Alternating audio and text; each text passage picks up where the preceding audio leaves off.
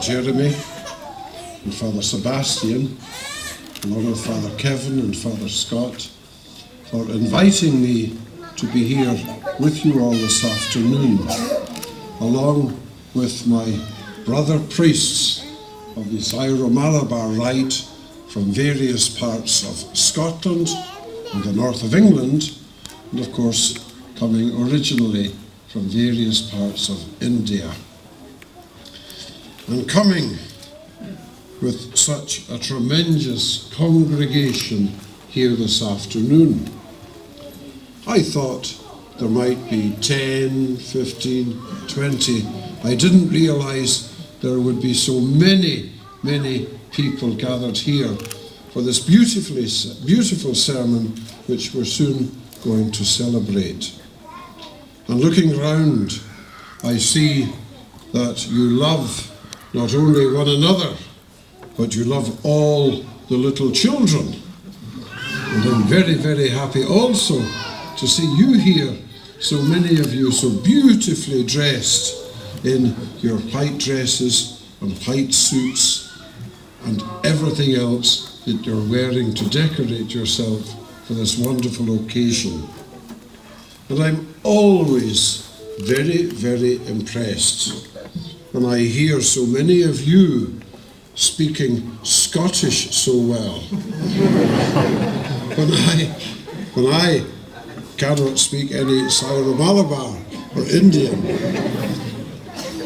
But it does indeed make me feel very much at home, and I hope that you already feel very much at home here in Scotland, without forgetting in any way your native land. Livingston has a special place in our country, and it also has a special place in our archdiocese. Why do I say that? You may know the names of the other parishes here in Livingston. The first parish was that dedicated to St. Andrew, the Apostle of the Lord. Andrew brought Peter to the Lord, and perhaps you know of our parish dedicated to St. Peter. And here in the church at the Lanthorn, we have this beautiful little church dedicated to St. Philip. So St. Andrew's, St. Peter's, St. Philip's, and now, of course, in a special way, we link St. Philip's and the Lanthorn with that other wonderful apostle, the apostle to India,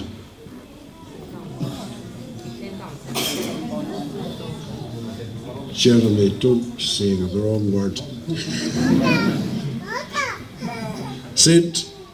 Thomas. St. Thomas, the great apostle to India.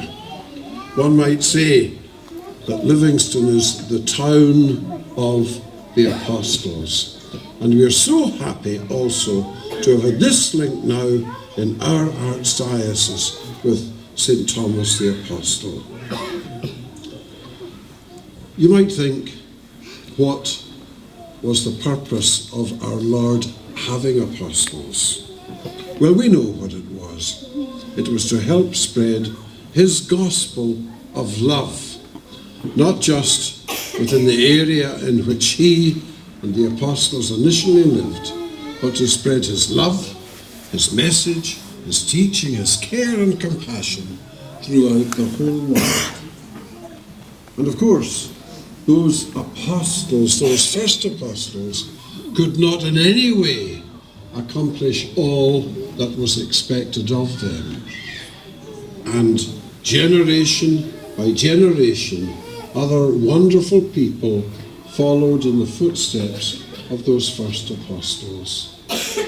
And I know that here in a special way, we are venerating this afternoon St. Alphonsa of the Immaculate Conception, your wonderful Indian saint, about whom we have already heard, and of whom I have heard from our Holy Father, Pope John Paul II and Pope Benedict XVI, in their words, in their writings, when she was beatified and when she was canonized.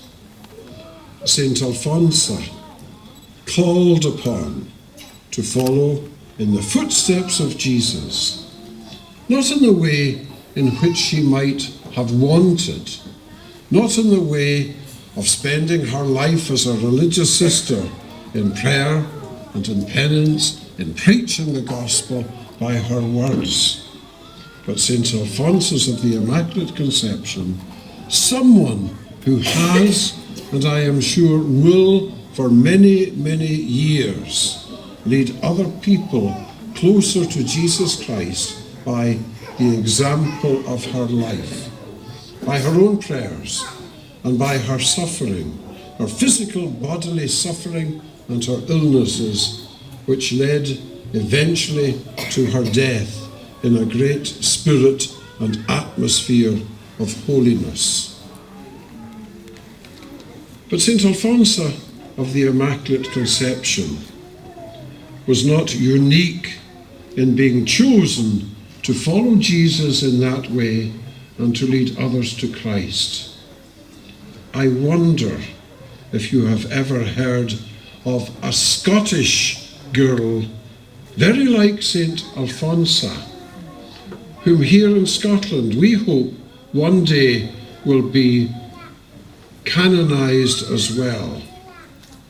She was born in Edinburgh, in the centre of Edinburgh, in St. Patrick's Parish, down the Royal Mile between Edinburgh Castle and Holyrood Palace. And her name was Margaret Sinclair. And like St. Alphonsa, initially she just seemed to be like an ordinary person, going to her schools in Edinburgh, receiving the first sacraments from her priests in her parish church dedicated to St. Patrick's, and then working as a tradesperson, working initially in a biscuit factory, making biscuits. And then she worked as a furniture maker, a cabinet maker. But then she felt the call to become a religious sister, just as did St. Alphonsa of the Immaculate Conception. She became a religious sister. But the comparison with St. Alphonsa is striking, because she took ill. She suffered a lot as well. And she died at a very early age. She died when she was just 25 years of age as a sister of the Poor Clares. She was born in the year 1900 and died in the year 1925. And I like to think, in some way or another, the example of Margaret Sinclair might have inspired St. Alphonsa in some way, although perhaps she knew nothing about her as a person. We think of those great apostles of the faith whom I've mentioned, Andrew, Peter, Philip, and Thomas. We think of St. Alphonsa and her inspiration. And I ask you to remember also the Venerable Margaret Sinclair. One might say, saints of our own time, but bringing us back, bringing our thoughts back to those apostles of the past who handed on the love and the teaching of Jesus Christ. They suffered in ways which they had not expected. But perhaps you are in some way or another the same as St. Alphonsa or Margaret Sinclair. Perhaps you are suffering in ways which you do not expect.